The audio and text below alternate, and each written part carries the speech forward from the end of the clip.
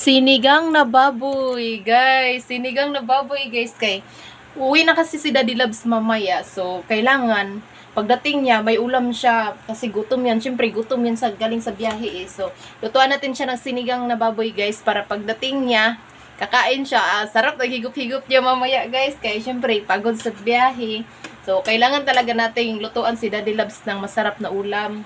Tapos, masarap din ang timpla para ang higup-higup mamaya. Ang sarap, guys.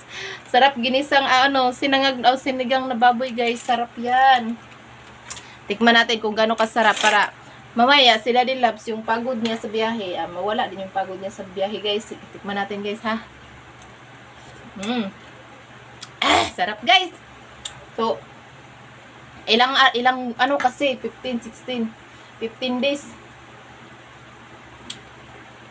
17 days kasi nawala si Daddy Loves, guys, kay umuwi sa probinsya, guys, kay may ginagawa kasi siya doon. So ngayon kakauwi pa lang niya. So nasa biyahe pa lang siya, guys. Mamaya makakarating na yung mga alauna siguro, or alas 4, guys, baka alas 4 ng hapon. So initin na lang mamaya kasi papasok ko sa trabaho, wala din ako dito pagdating niya.